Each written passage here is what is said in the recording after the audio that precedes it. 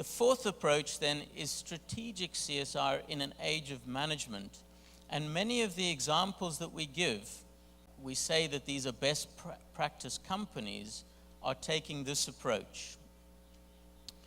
When we talk about integrating CSR into the management systems of a company, that's a strategic approach to CSR. It's the kind of approach we get when Coca-Cola gets into trouble in India, in a district called Kerala, where they were accused of draining the water supply, and the community protested. And so they realized that water was their strategic CSR issue, together with health. And so many of their CSR programs now are focused on water, not only their own water management, but water in the communities in which they operate. That's a very wise thing to do, and it's very good for business in the medium to long term. This is also the approach that is obsessed with codes and standards. We've mentioned already Global Compact, ISO 14001, and many others. In fact, one of the books I did, which was an encyclopedia of CSR, we had more than 100 CSR codes and standards in that book. This is the idea that we can standardize CSR as a management system.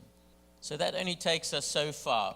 For me, these four approaches fail for three reasons. And when I say fail, I mean they don't solve the big problems we're trying to solve.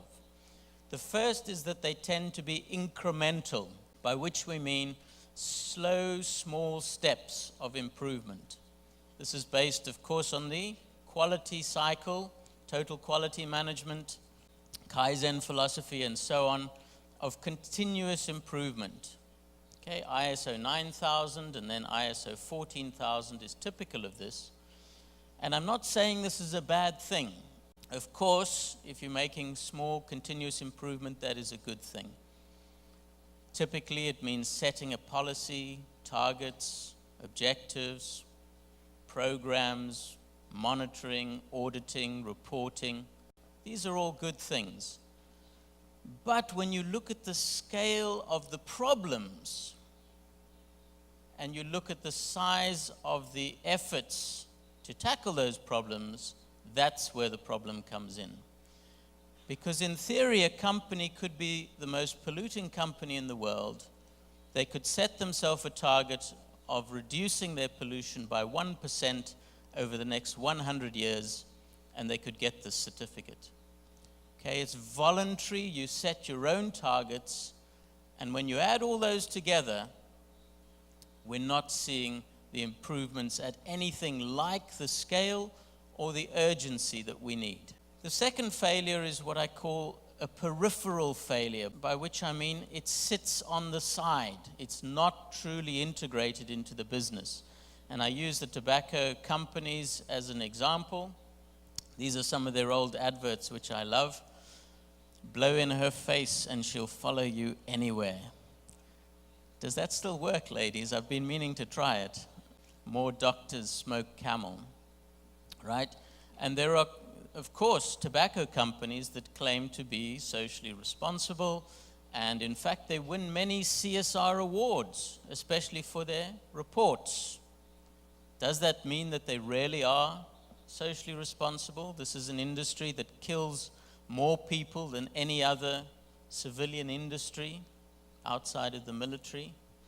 So we really have to question, what does it mean to be socially responsible? Is it really changing the business that companies are in, or is it just something that is sitting on the side? It sits on the side in another way, which was mentioned in the first presentation, and that's that most small and medium-sized companies do not engage with social responsibility. So we always hear the same big company names over and over again, and they invest a lot of money in getting their CSR reports and their management systems right. But what about the tens and hundreds of millions of small and medium-sized organizations? What are they doing about CSR? If you add up their impact collectively, it's much bigger than the few multinationals that we like to focus on. The third failure then is that CSR tends to be uneconomic Now, this is not a popular thing to say in a CSR conference, because we all like to tell ourselves and our companies that CSR is good for business. The more socially responsible you are, the more money you will make. That's the message we like to hear and we feel we have to tell. Let's have a look first at some of the evidence. This is the Vice Fund in the United States. It only invests in so-called sin industries. These are industries like tobacco, gambling, alcohol, and military equipment. It completely outperforms the market. So the message is, if you want to make more money than anybody else, then invest in the least responsible industries. So this is taking the point to an extreme, but the message is that the market at the moment very consistently rewards companies that are not very responsible and doesn't consistently reward companies that are. At the moment, the price signals are all wrong. Why do we pay more for organic produce? Why do we pay more for fair trade? Why is renewable energy more expensive? There are so many distortions in the market that at the moment we're not promoting CSR as being an economically profitable thing to do.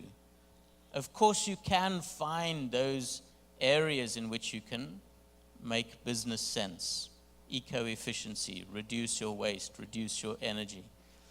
But as a whole, the market is not operating to promote CSR.